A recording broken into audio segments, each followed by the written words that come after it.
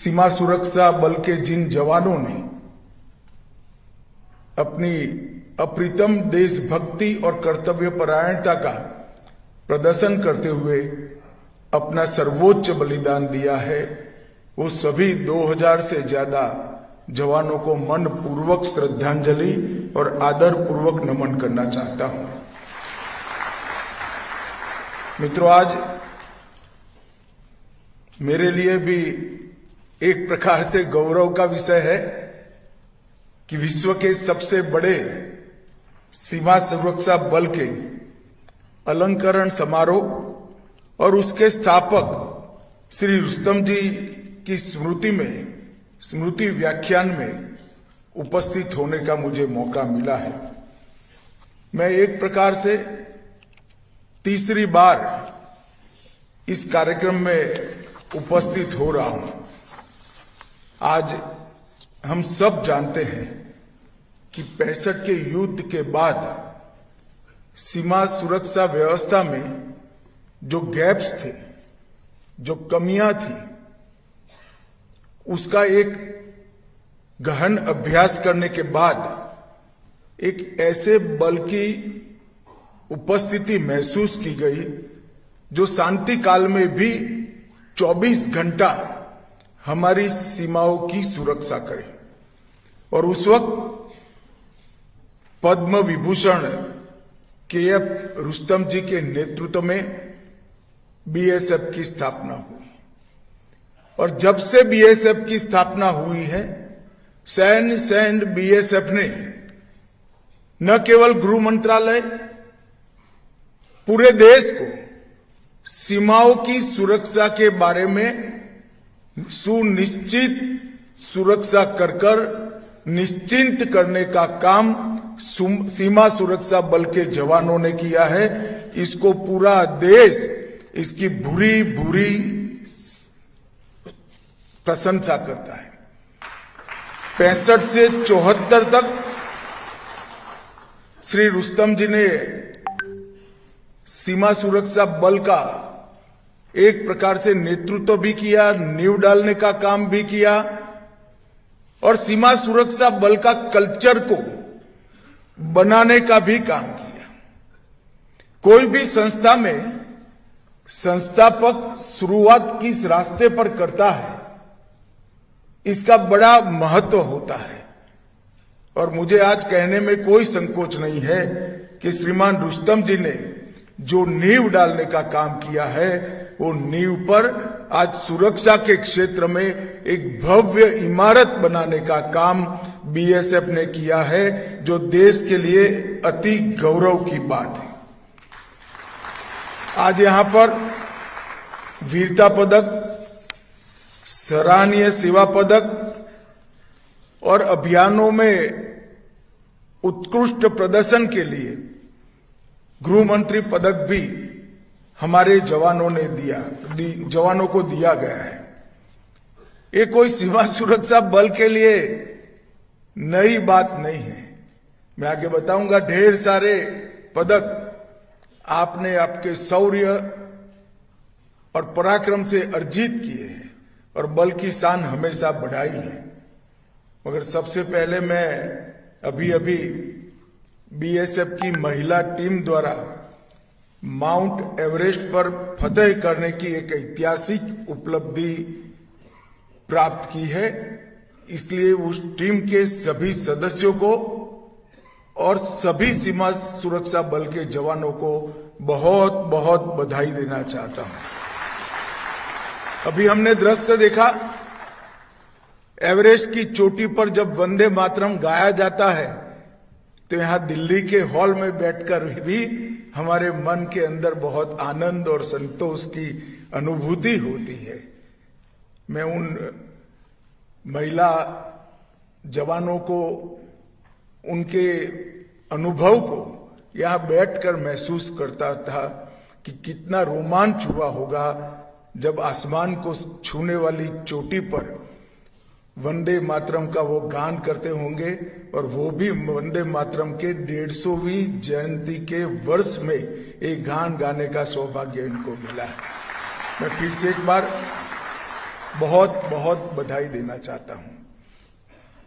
मित्रों, अटल जी के समय पर एक बॉर्डर एक बल ये सिद्धांत तय किया गया और उसके बाद बीएसएफ को देश की सबसे दो कठिन सीमाओं का काम दिया गया है। पाकिस्तान से सटी हुई 1289 किलोमीटर की सीमा और बांग्लादेश से सटी हुई 4100 किलोमीटर की सीमा। हम सब जानते हैं कि सुरक्षा की दृष्टि से दोनों सीमाएं वल्नरेबल भी है और हमारे लिए चिंता का कारण भी है, परंतु उस वक्त भी सोच समझकर ही देश के प्रधानमंत्री और गृह मंत्री जी ने निर्णय किया होगा कि जो सबसे कठिन काम है वो बीएसएफ को दे दीजिए। बीएसएफ कभी दो कदम पीछे नहीं हटेगी और मुझे कहते हुए आनंद है कि अब तक ये दो बॉर्डर को आपके संभालने के बाद जितनी भी चुनौतियां आई इसमें पराजय का मुंह दुश्मन को ही देखना पड़ा है। कभी आपने भारत का सर नीचे नहीं होने दिया है। और आज हम देखते हैं कि कई प्रकार की नई चुनौतियां सीमा सुरक्षा में हमारे सामने खड़ी हुई है। अवैध घुसपैठ, नारकोटिक्स की तस्करी, गौ तस्करी, फेक करेंसी का चलन, संगठित अपराध, ड्रोन से हथियारों की और नशे की तस्करी, कई प्रकार की चुनौतियां बीएसएफ के सामने हैं, मगर बीएसएफ ने लगातार इसके लिए किसी न किसी प्रकार से इन चुनौतियों का सामना करने का सुनियोजित प्रयास किया है। और मैं आगे पर 60वें साल में भारत सरकार क्या करने वाली है वो भी बताऊंगा, मगर आपके पास जो सीमित संसाधन थे वो सीमित संसाधन का सर्वोत्तम उपयोग करते हुए इस सभी चुनौतियों के साथ दो हाथ कर देश की सुरक्षा करने का काम किया है, जिससे हमें सुनिश्चितता है। आपकी भूमिका अब आने वाले दिनों में और ज्यादा अधिक इंटीग्रेटेड भी करनी पड़ेगी और व्यापक भी करनी पड़ेगी। अब हम केवल पारंपरिक तरीके से सीमाओं की सुरक्षा नहीं कर सकते। हमने राज्य पुलिस, सशस्त्र बल, अन्य सशस्त्र बल, एनसीबी, इंटेलिजेंस एजेंसियां और राज्य के प्रशासन, ये सबके साथ मिलकर सुरक्षा की ग्रिड को मजबूत करना पड़ेगा, तभी जाकर हम ये नई चुनौतियों का सामना कर सकेंगे। और हमने सीमा सुरक्षा को एक आइसोलेटेड काम के रूप में देखने की जगह एक टेरिटोरियल रिस्पॉन्सिबिलिटी के रूप में देखना पड़ेगा, तभी जाकर हमें सारी चुनौतियों को पार करने में सफल होंगे। सबसे महत्वपूर्ण है कि हमने आगे के खतरे को भी देखना पड़ेगा। हमारी जिम्मेदारी है कि देश के उस पार से कृत्रिम तरीके से जनसांख्यिकी में जो बदलाव किया जा रहा है घुसपैठ के द्वारा, उसको रोकने के लिए सतर्क और सजग रहना पड़ेगा। अर्थतंत्र पर नारकोटिक्स और फेक करेंसी के हमले से जिस प्रकार से हमारे अर्थतंत्र को खोखला करने का प्रयास हो रहा है, इसके लिए भी हमने सतर्क रहना पड़ेगा। साइबर चुनौतियां, हाइब्रिड वॉरफेयर और ड्रोन के खतरे, ये सभी के लिए एक नई रणनीति लेकर आना पड़ेगा। और मैं मानता हूं कि सीमा सुरक्षा बल ये करने में कभी पीछे नहीं हटेगा। मित्रों, आज सीमा सुरक्षा बल के काम का व्याप देखते हैं तो सियाचिन और कश्मीर की बर्फीली पहाड़ियां, कुपवाड़ा, केरन, उरी जैसे दुर्गम क्षेत्र, राजस्थान का रण, कच्छ का छोटा रण, सरक्रिक के दलदली नाले, सुंदरवन के घने जंगल और झरने, त्रिपुरा, मेघालय और मिजोरम की कठिन पूर्वी सीमाएं और ब्रह्मपुत्र से जुड़े हुए कठिन संवेदनशील नदी क्षेत्र भी है। और ये सभी के बीच में सीमा सुरक्षा बल डटा हुआ है और इसी के कारण 1965 में महज 25 बटालियनों से अल्प संसाधनों के साथ शुरू हुआ सीमा सुरक्षा बल आज 2,70,000 की नफरी के साथ विश्व का सबसे बड़ा सीमा सुरक्षा बल बना है। ये हम सब के लिए बहुत गौरव की बात है। इस 60 साल की जर्नी में एक महावीर चक्र, 6 कीर्ति चक्र, 15 वीर चक्र, 13 शौर्य चक्र, 47 सेना मेडल और 1262 वीरता के लिए पुलिस पदक सीमा सुरक्षा बल ने अपने अदम्य साहस, वीरता और समर्पण के कारण अर्जित किए हैं। वो हम सब के लिए बहुत बड़ा गौरव का विषय है। मित्रों, 2014 में केंद्र में प्रधानमंत्री जी के नेतृत्व में सरकार बनने के बाद हमारी रक्षा नीति और सीमाओं की सुरक्षा के बारे में हमारे नजरिए में हमने आमूल चूर परिवर्तन किया है। पाकिस्तान के द्वारा किए गए तीनों हमले हमने इसका जवाब दिया है, चाहे उरी हो, पुलवामा हो या पहलगाम हो।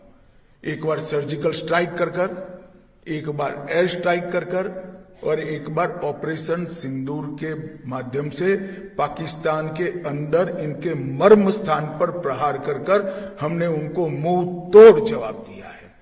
वो जमाना चला गया जब आतंकी हमलों के बाद वार्ताएं हुआ करती थी। नक्सलवादी बेखौफ होकर नरसंहार करते थे और सरकारें वार्ता करती थी।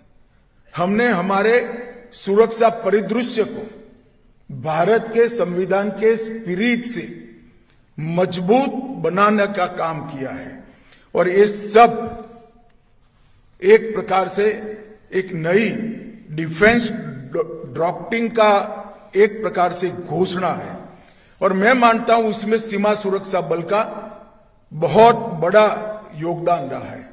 अभी अभी ऑपरेशन सिंदूर में बहादुरी दिखाने वाले हमारे जवानों को हमने यहां पर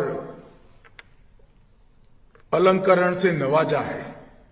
मगर मित्रों, आने वाले दिनों में भारत सरकार ने सुनिश्चित किया है कि 60वां वर्ष हम सीमा सुरक्षा बल को पूर्णतया एक डिजाइन के तहत ये 6000 किलोमीटर लंबी सीमा पर एक समान स्मार्ट बॉर्डर बनाने में तकनीकी सहायता भारत सरकार करेगी, भारत सरकार का गृह मंत्रालय करेगा। इसके लिए छुटपुट कई सारे प्रयोग सीमा सुरक्षा बल ने कई सालों से किए। ये सारों का संकलन करते हुए एक मजबूत सुरक्षा ग्रिड बनाने के लिए हम आगे बढ़ रहे हैं।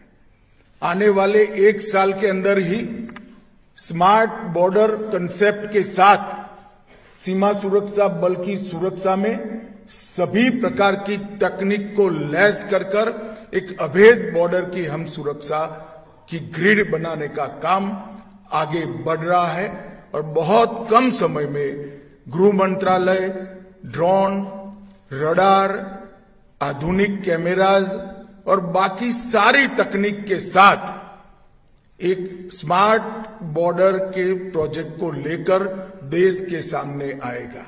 और मैं मानता हूं ये लॉन्च होने के बाद सीमा सुरक्षा बल का काम काफी सरल भी होगा और मजबूत भी होगा, क्योंकि जब तकनीक आगे बढ़ रही हो तब हमने भी सुरक्षा में तकनीक का उपयोग करना पड़ेगा। इसके हर कंपोनेंट के लिए गृह मंत्रालय ने अनेक प्रकार की कवायद की है और लगभग एक इन टोटो स्मार्ट बॉर्डर के काम में हम बहुत नजदीक पहुंच गए हैं। मैं सीमा सुरक्षा बल के जवानों को भरोसा दिलाना चाहता हूं कि ये 60वें साल में ही हम स्मार्ट बॉर्डर प्रोजेक्ट को लॉन्च कर बांग्लादेश और पाकिस्तान की पूरी सीमा को हम अभेद करेंगे और इससे आपके काम में आपको बहुत बड़ी तकनीकी सहायता उपलब्ध हो जाएगी। तकनीकी सहायता के बाद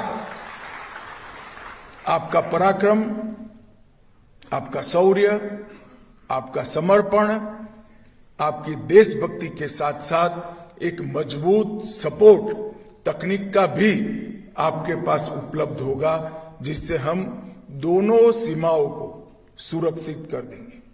मैं आज सीमा सुरक्षा बल के कार्यक्रम में आया हूं, तब घुसपैठ पर भी बात करना चाहता हूं। भारत सरकार ने ये तय किया है कि हम न केवल घुसपैठ को रोकेंगे, एक एक घुसपैठिए को चुन चुन कर देश के बाहर निकालेंगे और हमारी जनसांख्यिकी में अकृत्रिम बदलाव नहीं होने